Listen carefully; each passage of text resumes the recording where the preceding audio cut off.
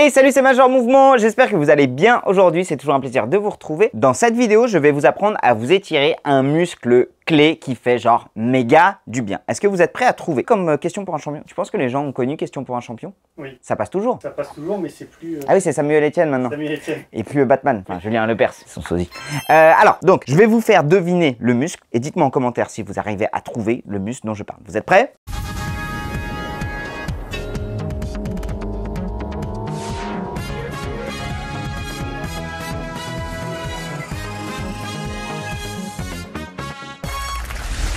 Ah ouais, t'as raison, t'as raison.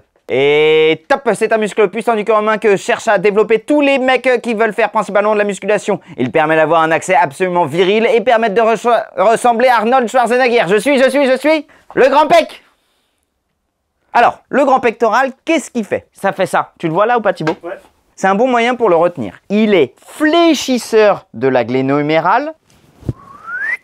En même temps, il est rotateur interne de la gléno-humérale et ADD, adducteur de la gléno-humérale. Donc littéralement, il fait ça, le tennisman, principalement. Il s'insère sur le grille costal, la clavicule et la face antérieure de l'humérus. Il va venir réaliser ce mouvement-là. C'est pour ça qu'en musculation, l'un des meilleurs exercices pour pouvoir faire des pecs, c'est quand ils sont comme ça, avec la poulie, et qu'ils envoient un peu la technique de Wolverine.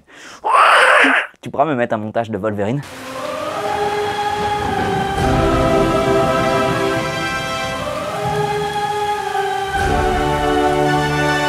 Sur les grands pecs. Grand pec. Alors comment est-ce qu'on fait pour l'étirer et surtout quel est l'intérêt de l'étirer? Eh bien parfois quand on travaille beaucoup les grands pecs, notamment sur du développé couché ou sur des pompes, on peut avoir cette tendance à avoir les épaules qui partent un peu vers l'avant et à perdre cette capacité de les ouvrir. C'est donc intéressant d'étirer les grands pecs plutôt les lendemains ou ne serait-ce que les travailler en mobilité à la fin de vos entraînements pour vous assurer de garder à la fois toute l'amplitude dans un sens et surtout dans l'autre. Je vous montre donc 3 techniques pour étirer les grands pecs en fonction de ce que vous avez autour de vous. Alors il y a une petite subtilité au niveau du grand pec. En fait, il a 3 faisceaux. Un faisceau supérieur qui est supérieur, un faisceau moyen qui est moyen et un faisceau inférieur qui est inférieur. Le faisceau supérieur a plutôt des fibres qui sont orientées vers le haut. Donc vous allez vraiment bien ramener le bras. Le faisceau moyen a des fibres qui sont plutôt horizontales et ramener le bras plutôt à l'horizontale. Le faisceau inférieur a plutôt des fibres qui sont dirigées vers le bas et va plutôt permettre de remonter le bras. Donc en fait, en fonction des fibres que vous souhaitez étirer, vous n'allez pas positionner la main au même niveau. Mais là, vous êtes plutôt sur un étirement au niveau des fibres du grand pec supérieur, fibres moyennes et fibres inférieures. Ceci étant dit, je vais donc vous montrer à chaque fois les fibres sup, les fibres moyennes et les fibres inférieures.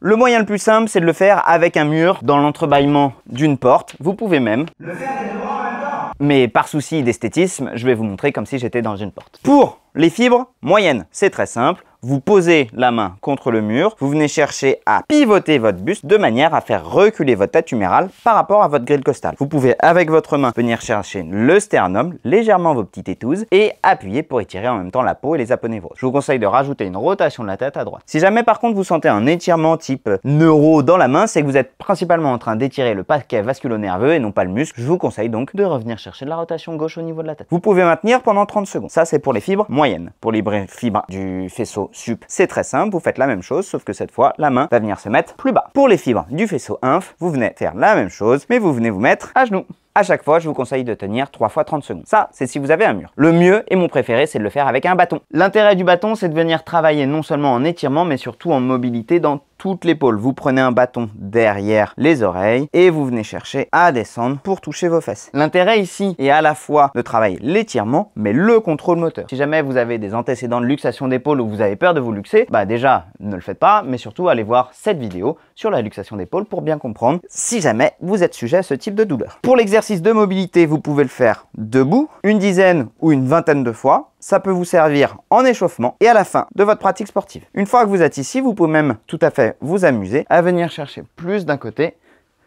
et plus de l'autre à différents niveaux.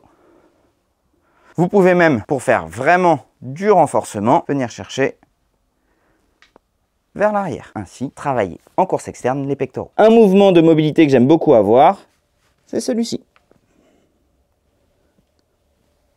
On travaille ainsi tous les muscles antagonistes des pectoraux, donc les fixateurs d'omoplate, la coiffe des rotateurs, les trapèzes et en même temps les muscles du dos. On peut même le réaliser ici.